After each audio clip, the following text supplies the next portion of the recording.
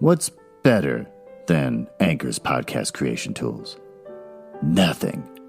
Mankind has always searched for evidence of God's perfection, and we found it.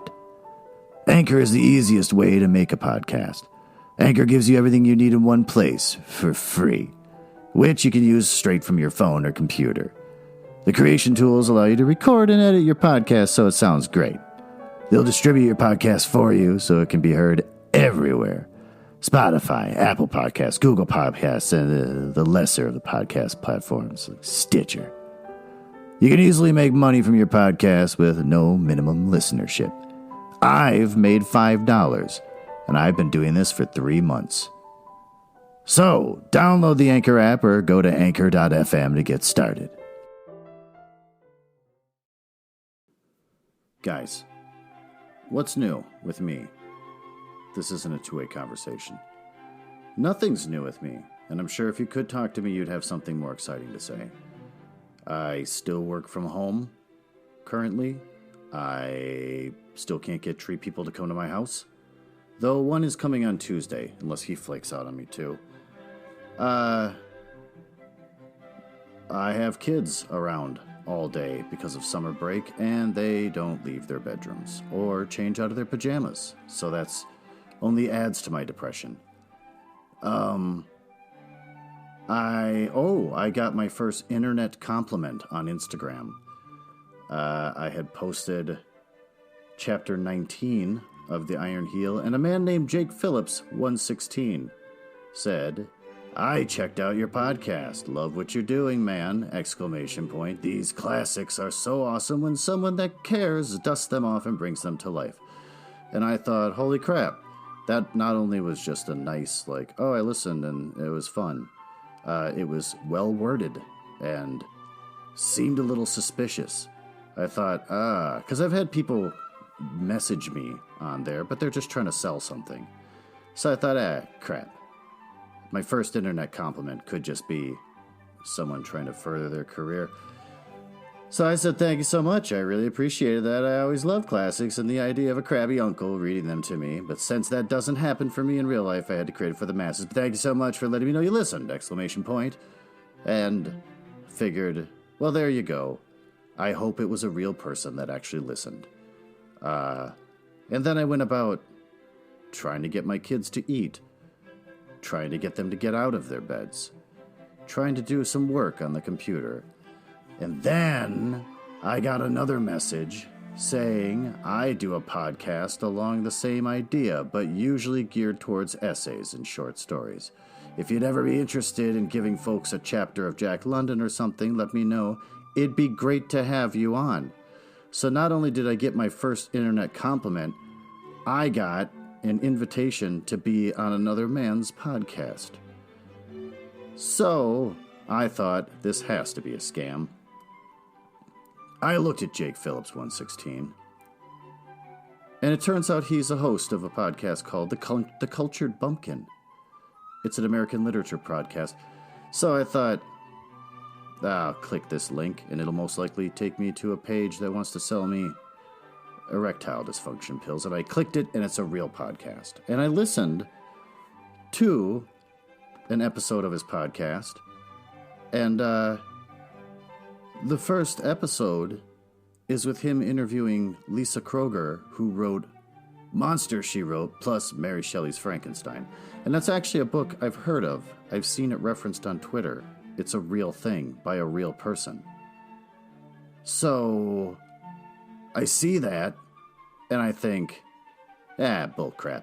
He didn't interview her. He just interviewed some man pretending to be her for the clicks. But I listened to it. And he interviews her for real, and she talks about her book for real, and it was a good interview. So I haven't answered him back yet, because I'm terrified. But I'm gonna. Maybe I'll get 2 extra listeners out of the deal. But in either case, my attempt at dating seems to be working out fine. She told me that she likes me. And I said, I like too. So, I'm a dating man. I've got someone who wonders what I'm doing during the day. which is a weird responsibility to have in my life again. The only people that ever wonder what I'm doing in my day is my cats, because I'm not home feeding them. But now there's an actual human woman who says hi, and if I don't answer for 5 hours, wonders, oh, what's that about? Things are really looking up for old Glenn lately. On with the show. Also, there may or may not be inappropriate content for kids or really sensitive adults. It's public domain books for the most part that I'm reading, so I think it's probably pretty safe, and you probably shouldn't worry about it. But I don't read any of this stuff before I start doing the podcast, so I'm kind of learning about the book as you do. And if anything really cool happens that's sexual in nature or involves a lot of swearing, I'm going to be pretty impressed, just like you, and maybe your kid in the back seat. And with that, enjoy this episode of Leaves of Glen. I am Glenn Nuzzles. So where did we leave off in the last episode? It was chapter 20, The Lost Oligarch, in reference to Wixon's kid, who they brainwashed and then released into the world where he died of pneumonia. So that's sad. There was a lot of stuff around Avis looking like another woman because his perversion said, I want you to look, I don't know what, like a bar lady or something. I don't know what his kink is, but she did it, and she did it so well that he didn't even recognize her, which I find hard to believe. Like I said in the last episode, it's like the uncanny valley. You know that there's something there, whatever. But no, apparently she's perfect at it. She had prosthetics. She took years of acting classes. Wixon's kid shows up. They don't kill him. And he falls in love with a murderous Anna before dying of pneumonia. So, again, another home run of a chapter by Jack London. I'm thinking after I do finish this book, I should do sort of like a recap of why I had high hopes for it and why those hopes were dashed so horribly against the rocks of bad writing. My Kindle is rebooting. Apparently decided to install new software, so that's annoying. So let's give that a minute. Actually, while we wait for the Kindle to reboot, let's learn about a new book. One that's coming out on July 9th. It's only 288 pages, people. It's the Wharton Stretch Book, featuring the breakthrough method of active isolated stretching by Jim Wharton and Phil Wharton. Ugh. And just imagine Jim and Phil sitting around trying out new stretch techniques together and on each other. Let's learn about the book, why don't we? They previously have written a book called The Wharton's Back Book, and it's got pictures of people stretching out their backs, so apparently they have a long, long line of stretch-related materials that they're writing. About the Wharton's Stretch Book. Introducing Active Isolated Stretching, the revolutionary yet remarkably simple flexibility program, featuring 59 stretches for over 55 different sports and everyday activities. Whether you're a serious competitor or a weekend warrior, you know that proper stretching before and after your workout can improve your performance, increase your flexibility, help prevent injury, and make you feel better. But did you know that traditional way of stretching, lock your knees, bounce, hold, hurt, hold longer, actually makes muscles tighter and more prone to injury? The more is in italics. They want you to know that's a problem. There's a new and better way to stretch. Active, isolated stretching. And with the Wharton Stretch Book, the method used successfully by scores of professional, amateur, and Olympic athletes is now available to everyone. This groundbreaking technique, developed by researchers, coaches, and trainers, and pioneered by Jim and Phil Wharton, is your new exercise prescription. The routine is simple. First, you prepare to stretch one isolated muscle at a time. Then you actively contract the muscle opposite the isolated muscle, which will then relax in preparation for a stretch. You stretch it gently and quickly for no more than 2 seconds and release it before it goes into its protective contraction. They're actually giving away the secret in the description. Like, you don't need to read the book at this point. Then you repeat. Simple. But the results are outstanding. Wharton's Stretch Book explains it all. Part 1 contains the active isolated stretch catalog with fully illustrated, easy-to-follow stretches for each of 5 body zones, from neck and shoulders to trunk, arms and legs. Over 50 stretches at all. Part 2 offers specific stretching prescriptions for 55 sports and activities, from running, tennis, track, and aerobics to skiing, skating, and swimming. You'll also find advice on stretching for daily activities such as driving, working at the desk, lifting, and keyboarding. Keyboarding? Makes it sound like snowboarding or something, like you're doing really awesome things. Part 3 discusses stretching for life, with specific recommendations for expectant mothers and older athletes. It also includes specific stretching exercises that could help you avoid unnecessary surgery. Oh boy, there we go. Does it also cure cancer, these stretches? Give active, isolated stretching a try for only 3 weeks. You'll never go back to your old stretching routines again. And with that, my Kindle has updated. Let's get started. Chapter 21. So close to being done. The Roaring Abysmal Beast. During the long period of our stay in the refuge, we were kept closely in touch with what was happening in the world without, and we were learning thoroughly the strength of the oligarchy, with which we were at war. Out of the flux of transition, the new institutions were forming more definitely and taking on the appearance and attributes of performance. The oligarchs had succeeded in devastating a governmental machine, as intricate as it was vast, that worked. And this despite all our efforts to claw and hamper.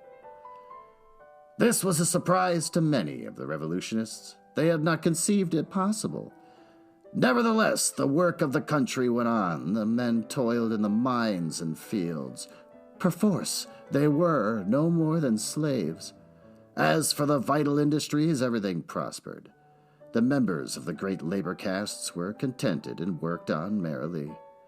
For the first time in their lives, they knew industrial peace. No more were they worried by slack times, strike, and lockout, and the union label. They lived in more comfortable homes and in delightful cities of their own. Delightful, compared with the slums and the ghettos in which they had formerly dwelt.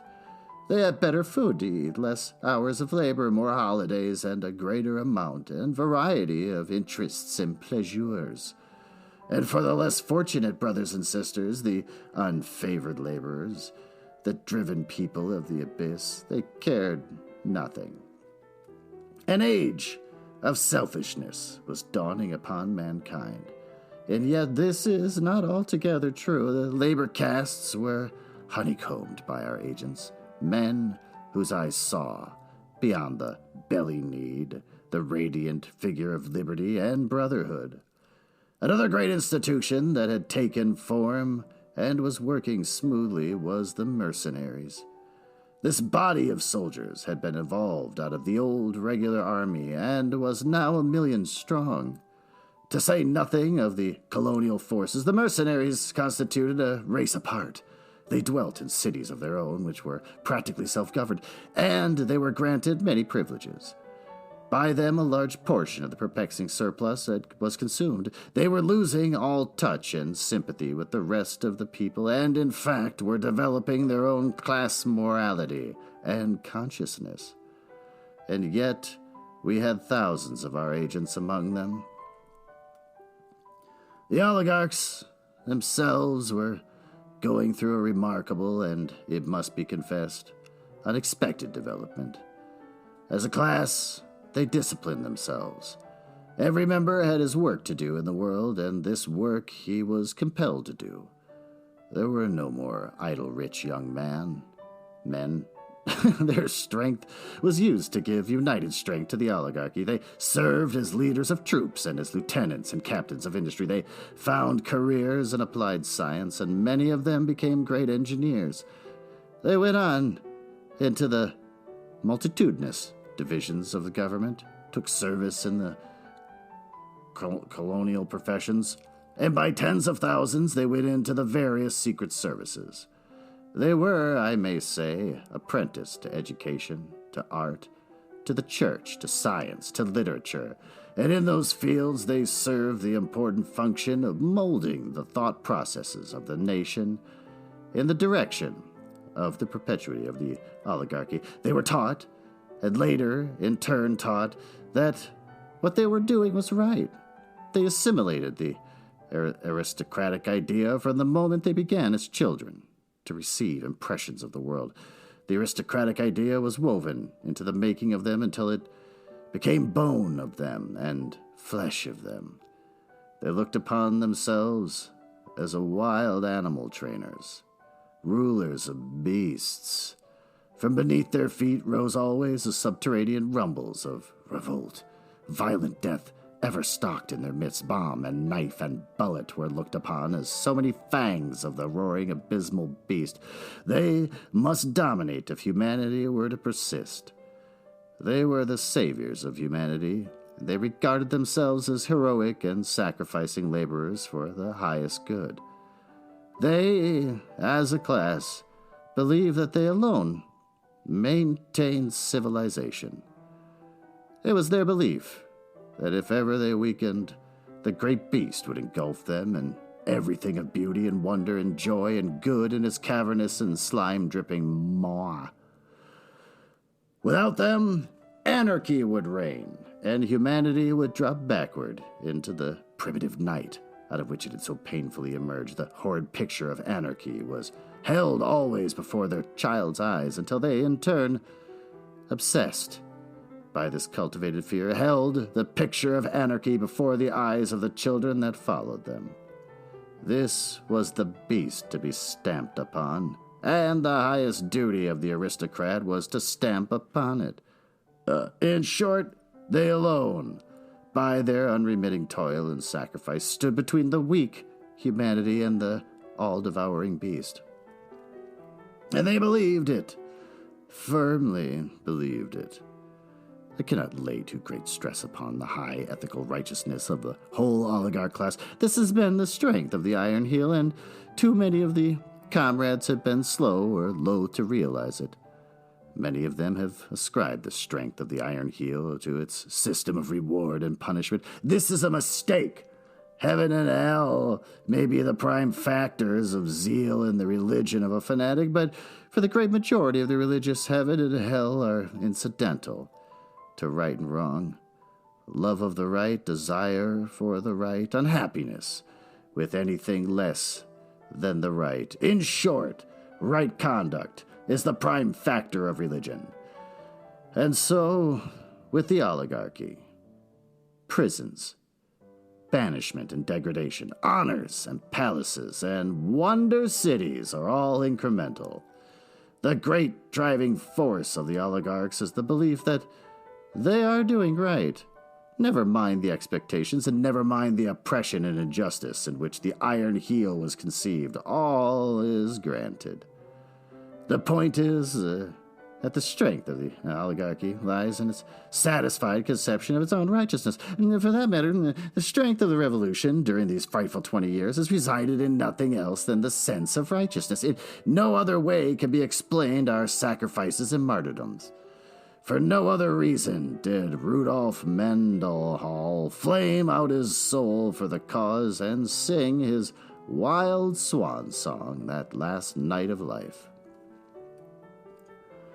For no other reason did Hurlburt die under torture, refusing to the last to betray his comrades. For no other reason has Anna Royalston refused blessed motherhood. For no other reason has John Carlson been the faithful and unrewarded custodian of the Glen Ellen Refuge. It does not matter, young or old, man or woman, high or low, genius or clod, go where one will among the comrades of the revolution. The motor force will be found to be a great and abiding desire for the right. But I have run away from my narrative. Ernest and I well understood before we left the refuge how the strength of the Iron Heel was developing. The labor caste, the mercenaries, and the great hordes of secret agents and police of various sorts were all pledged to the oligarchy.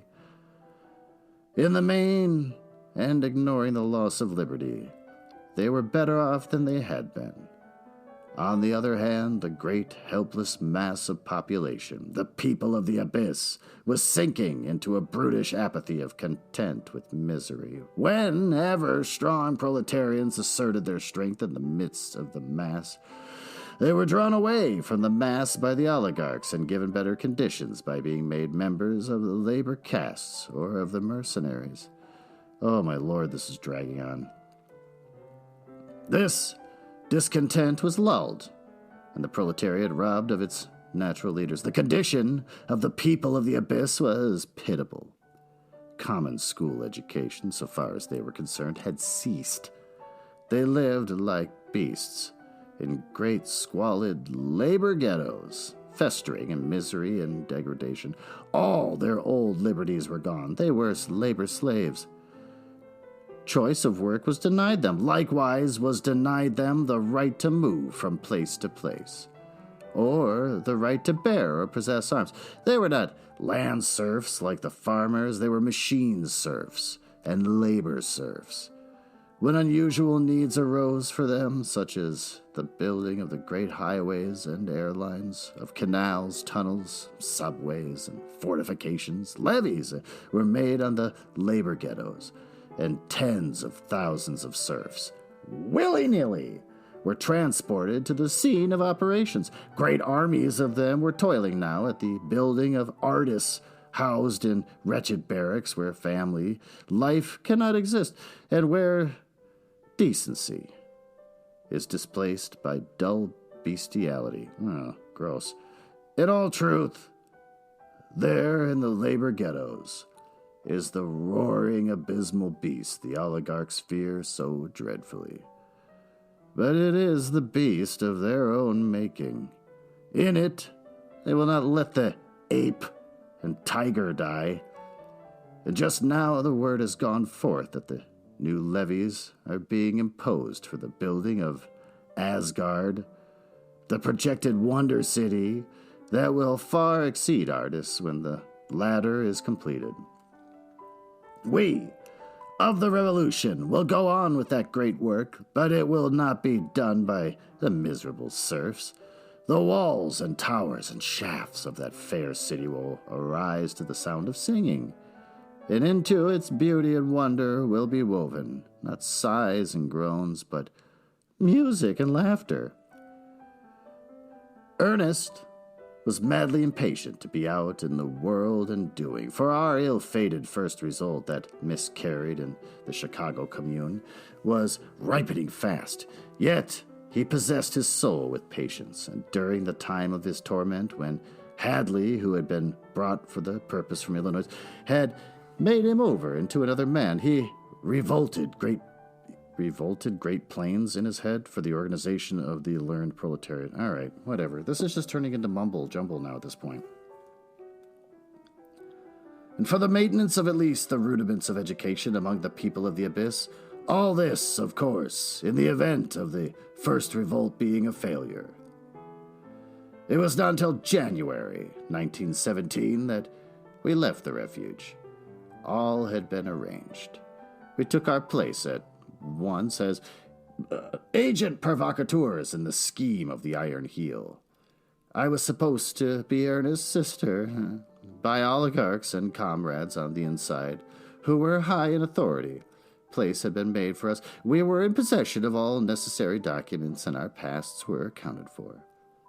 With help on the inside, this was not difficult, for in the shadow world of Secret Service identity was nebulous. Like ghosts, the agents came and went, obeying commands, fulfilling duties, following clues, CLEWS, making their reports often to officers who never saw or were cooperating with other agents they had never seen before and would never see again. And, that was chapter 21. Kind of a non-chapter.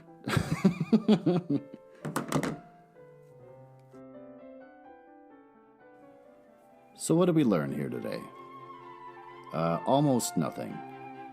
Basically, the chapter was dedicated to complaining about how people, after the failed revolution, were complacent and fat with their ripened bellies.